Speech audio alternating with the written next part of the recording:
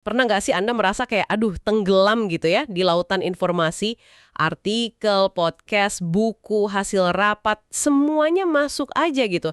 Tapi rasanya sedikit banget yang bener-bener nyangkut atau bisa dipakai nanti. Kadang ada ide bagus muncul, tahu-tahu hilang aja gitu, belum sempat diapa-apain, ujung-ujungnya malah jadi kayak kolektor info digital, tapi cemas gitu ya, bukan jadi pemanfaat pengetahuan. Wah, itu gambaran yang umum banget sih. Kita ngumpulin semua itu niatnya baik ya, biar suatu saat berguna. Tapi, seringnya malah nambah beban pikiran. Padahal info yang Anda temuin itu bisa jadi berharga banget loh. Masalahnya itu bukan di informasinya sebenarnya, tapi lebih ke sistem kita buat ngelolanya. Atau ya karena nggak ada sistemnya itu. Nah, sistem ini nih yang mau kita bahas bareng hari ini. Kita bakal coba gali lebih dalam ya soal konsep otak kedua. Ini basisnya dari bab 2, materi sumber kita. Tujuannya sih biar kita paham gitu, apa sih intinya otak kedua ini? Kenapa kok beda sama aplikasi catatan biasa aja? Dan gimana caranya ini bisa jadi ya solusi buat tantangan informasi sekarang? Tepat. Dan tantangan itu wah nyata banget loh. Ada data yang lumayan bikin kaget juga sih, kayak dari New York Times itu. Katanya kita rata-rata nih konsumsi 34 GB informasi setiap hari. Coba bayangin, itu setara 174 koran penuh. Tiap hari loh. Gila, 34 giga setiap hari. Banyak banget itu. Belum lagi soal efisiensi. Ada studi Microsoft, katanya karyawan di US itu rata-rata kehilangan 76 jam setahun cuma buat apa? Cuma buat nyari catatan atau file yang keselip. Terus IDC malah bilang 26% dari hari kerja kita itu habis buat nyari dan menyatuin info dari banyak sumber. Dan seringnya ya gitu deh, nggak ketemu juga. Astaga, 26% itu kan gede banget ya. Berarti kayak lebih dari sehari kerja penuh tiap minggu cuma buat berburu info yang sebenarnya udah kita punya. Wah, kedengarannya boros waktu banget dan bikin frustasi ya. Persis. Dampaknya tuh bukan cuma waktu yang kebuang, tapi juga ke mental kita. Jadi cemas terus-terusan, energi mental kayak terkuras gitu. Perhatian kita jadi gampang pecah. Ada istilahnya poverty of attention, kemiskinan perhatian. Kenapa?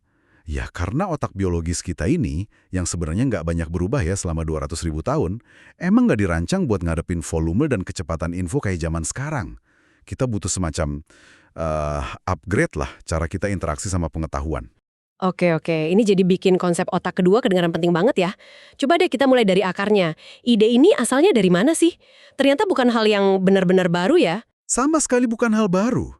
Akarnya itu bisa dilacak jauh ke belakang, ke praktek yang udah berabad-abad umurnya. Namanya commonplace book, atau buku catatan umum lah. Ini tuh kayak buku harian intelektual gitu. Para pemikir hebat dari zaman dulu kayak Leonardo da Vinci, filsuf John Locke, penulis Virginia Woolf, bahkan novelis fiksi ilmiah Octavia Butler. Mereka semua punya kebiasaan ini. Nyatat kutipan, ide, observasi, apa aja deh yang menurut mereka menarik ke satu buku catatan khusus.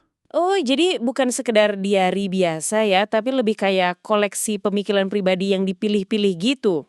Tepat. Dan praktek ini ngetren banget pas ada ledakan informasi sebelumnya.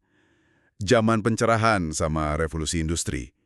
Di tengah dunia yang berubah cepat banget, commonplace book ini jadi alat penting buat belajar dan memahami. Ada sejarawan, Robert Darnton, dia jelasin kalau zaman itu, baca sama nulis itu kayak dua sisi mata uang. Nggak bisa dipisah. Orang nggak cuma baca pasif, tapi aktif mecah-mecah teks, ngambil bagian pentingnya, terus nyusun ulang di buku catatan mereka sendiri. Jadi bikin sesuatu yang baru dan personal. Saya suka tuh ide mecah dan nyusun ulang itu. Jadi bukan cuma nyalin plek ya, tapi ada proses mikir aktifnya. Wah, ini relevan banget ya sama kondisi kita sekarang yang, ya ampun, dibanjiri konten tiap hari. Sangat relevan. Di tengah riuhnya media digital yang fokusnya ke hal baru, sensasional, yang sifatnya publik, praktek commonplace book ini nawarin penyeimbang. Pendekatannya lebih sabar, lebih reflektif, personal, dan fokus ke ide yang tahan lama, yang timeless gitu. Oke, dari buku catatan fisik ini, gimana ceritanya kita bisa nyampe ke konsep otak kedua di era digital sekarang? Nah, evolusinya itu cukup alami sih. Otak kedua itu intinya ya, wujud modern dari commonplace book tadi. Yang jadi mungkin karena ada teknologi digital. Penulis kayak Craig Moth itu ngelihat potensi gede banget di teknologi ini buat bawa konsep commonplace book ke level selanjutnya. Semua catatan kecil kita, coretan di pinggir buku, ide sekilas. Dia nyebutnya marginalia. Sekarang bisa disatuin jadi commonplace book digital yang jauh lebih dinamis, lebih kuat. Kenapa? Ya karena versi digital ini gampang dicari, bisa diakses dari mana aja, gampang diatur ulang, bisa dibagikan juga. Jadi kalau kita coba simpulin nih, definisi otak kedua itu apa dong? Anda bisa bayangin aja kayak gabungan gitu. Buku catatan buat belajar, jurnal pribadi, sama buku sketsa ide. Ini tuh sebuah sistem eksternal pribadi Anda buat ngumpulin, ngelola, dan yang penting, ngehubungin pengetahuan dari waktu ke waktu. Tujuannya ya buat dukung pembelajaran seumur hidup sama kerja kreatif. Ada juga sih istilah lain yang mirip-mirip, kayak Zettelkasten, itu metode dari Jerman yang fokus ke keterhubungan ide, atau Memex, konsep awal penyimpanan info personal. Ada juga Digital Garden, metafora buat ruang digital tempat ide bisa tumbuh. Semuanya intinya mirip lah. Yang paling menarik buat saya ini penekanannya kalau ini bukan cuma tempat nyimpen pasif gitu. Sumber kita nyebutnya tool for thinking, alat untuk berpikir. Ini kayaknya ngubah banget ya cara kita mandang aktivitas nyatat itu sendiri. Betul sekali. Ini nuntut kita buat definisiin ulang apa sih catatan itu. Coba deh, bandingin cara kita diajarin nyatet di sekolah sama kebutuhan di dunia nyata atau kerjaan. Di sekolah kan catatan seringnya dibikin buat satu tujuan aja. Lulus ujian. Udah gitu nilainya turun drastis. Iya bener, kayak sekali pakai gitu ya. Fokusnya cuma ngingat fakta buat jangka pendek aja. Nah, sementara di luar sekolah, ujian itu bisa datang kapan aja, bentuknya nggak ketebak, dan seringnya nuntut kita buat bertindak berdasarkan info yang kita punya. Bukan cuma ingat doang. Tujuan kita pakai suatu info pun mungkin belum jelas pas kita pertama kali nyimpennya. Terus gimana otak kedua ini ngubah cara pandang kita soal catatan? Kita perlu lihat tiap potongan info yang kita simpan itu sebagai knowledge building block, blok pembangun pengetahuan. Ini bukan cuma salinan info mentah, tapi potongan info yang diskrit, terpisah gitu, yang udah Anda tafsirkan lewat sudut pandang unik Anda, terus disimpan di luar kepala. Bentuknya bisa macam-macam banget, kutipan inspiratif dari buku, foto pemandangan terus Anda kasih catatan, daftar poin penting dari obrolan, dialog film yang ngena, link artikel plus ringkasan Anda. Panjang pendeknya, formatnya gak masalah. Jadi kuncinya di interpretasi personal sama penyimpanan aman di luar kepala kita ya? Ini kedengarannya jauh lebih aktif daripada sekedar nyatet biasa. Tepat. Nah, teknologi digital ini jadi katalisnya. Catatan fisik kan terbatas ya. Gampang rusak, susah dicari, diam aja. Catatan digital di awan atau cloud itu bisa ngikutin Anda kemana aja. Gampang dibentuk ulang, dihubung-hubungin, dicari dalam hitungan detik. Fokusnya jadi geser, bukan lagi soal susahnya nyatet, tapi jadi ngebayangin potensi dari blok-blok pengetahuan ini. Kira-kira bisa kita bangun jadi apa ya? Gimana ini bisa nyambung sama ide lain? Oke, kita udah punya nih blok-blok pembangun pengetahuan ini yang udah kita tafsirkan juga. Terus rumahnya di mana nih? Pusat komandonya gitu.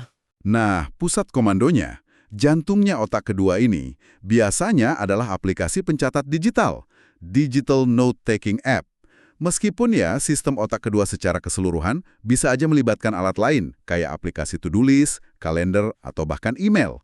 Tapi aplikasi pencatat inilah wadah utamanya buat blok-blok pengetahuan kita. Contohnya kayak aplikasi yang banyak kita kenal ya. Evernote, Notion, Microsoft OneNote, Google Keep, atau Apple Notes gitu ya.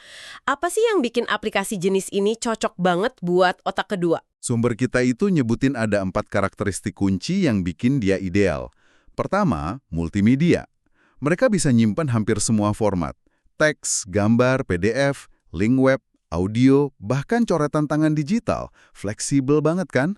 Kedua, informal. Nggak nuntut harus sempurna. Anda bisa aja nyatet ide setengah mateng, kalimat nggak lengkap, poin acak-acakan. Ini penting buat nurunin hambatan jadi bisa langsung nangkep ide sebelum keburu lupa.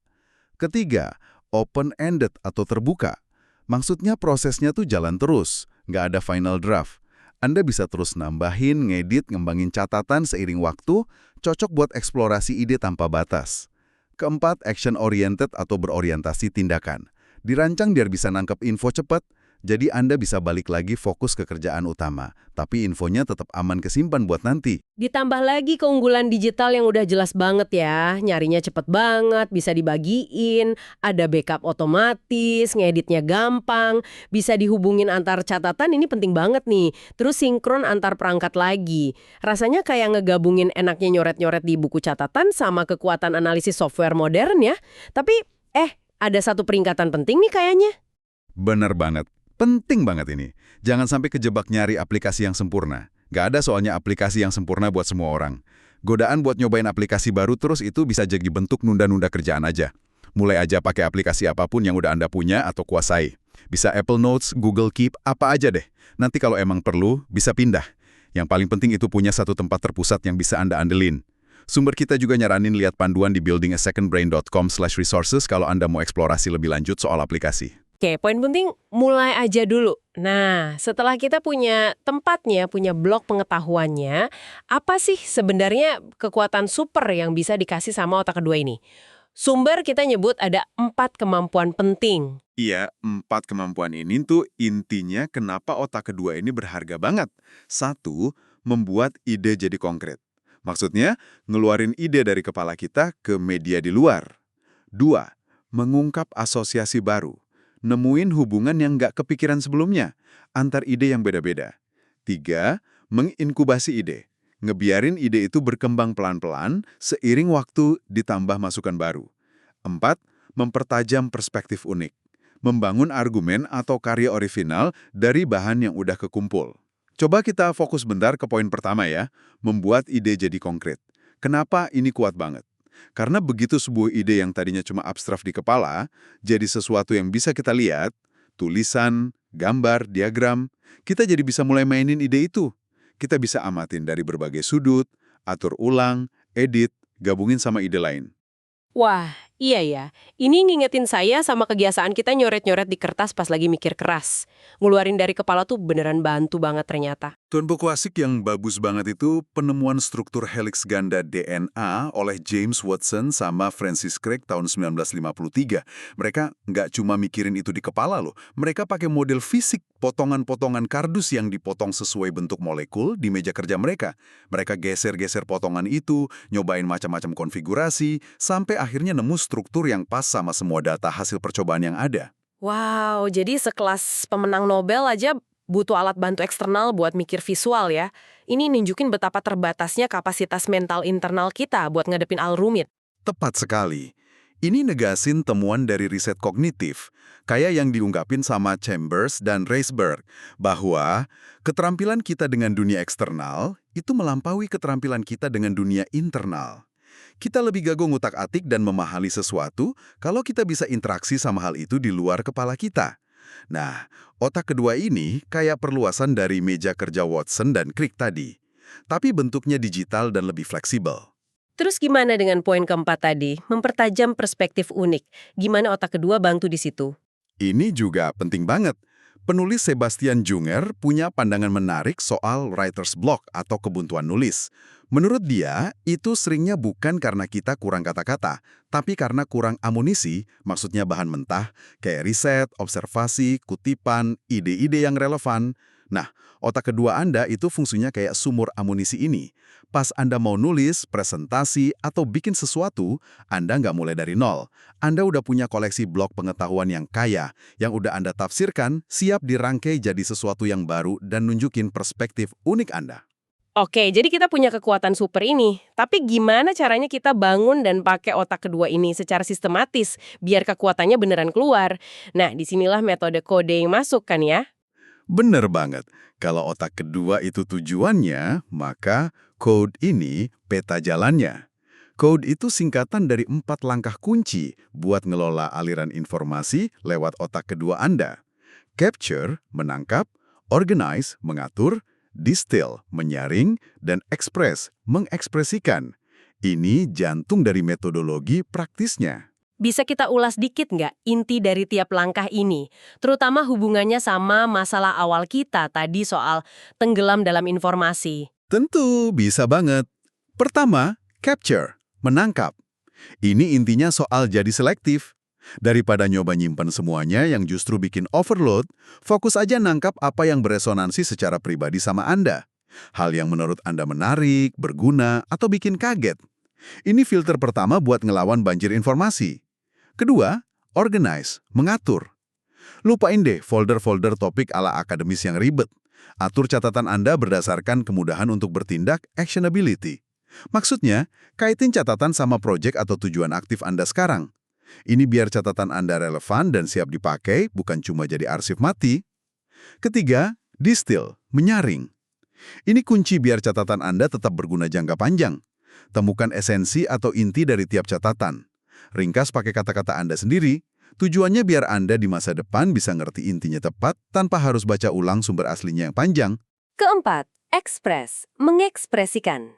Ini langkah terakhir dan paling penting. Pengetahuan itu jadi benar-benar bernilai kalau dipakai dan dibagiin.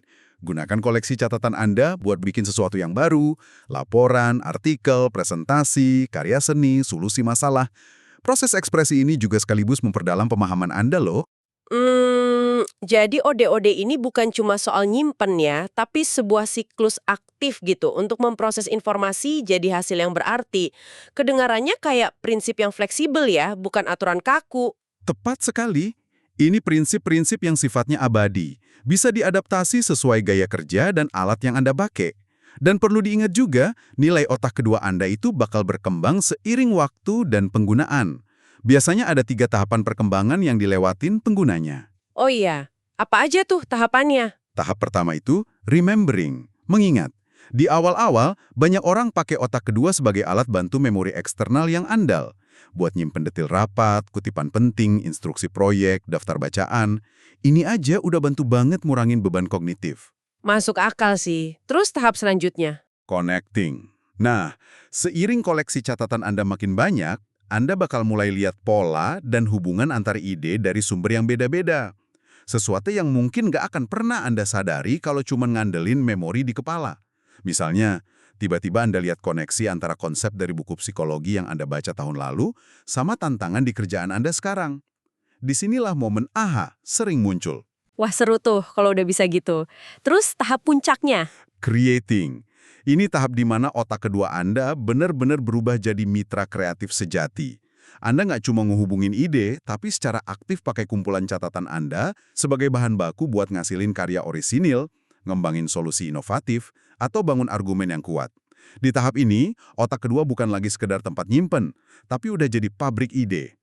Nilainya benar-benar nambah terus seiring waktu. Baik, baik.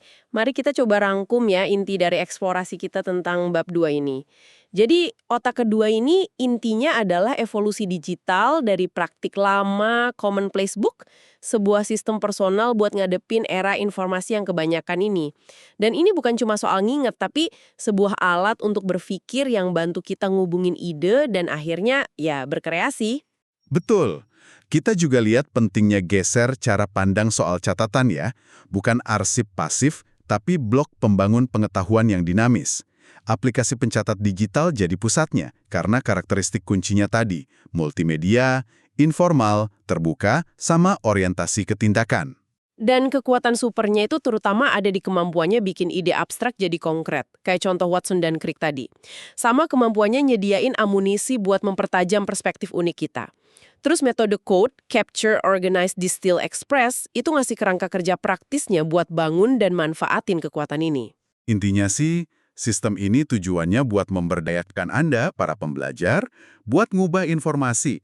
Dari yang tadinya sumber stres dan bingung, jadi aset berharga yang dukung tujuan profesional dan pribadi Anda. Nah, sebagai penutup nih, ada satu pertanyaan buat direnungkan yang menarik banget nih, terinspirasi dari bab ini. Betul. Pertanyaan buat Anda bawa pulang dan pikirkan. Gimana kalau teknologi digital dalam hidup Anda, HP, laptop, aplikasi, itu bukan cuma alat buat konsumsi atau nyimpan pasif aja, tapi bisa benar-benar Anda rancang jadi alat untuk berpikir. Semacam perpanjangan aktif dari pikiran Anda sendiri, apa yang disebut filsuf sebagai extended mind.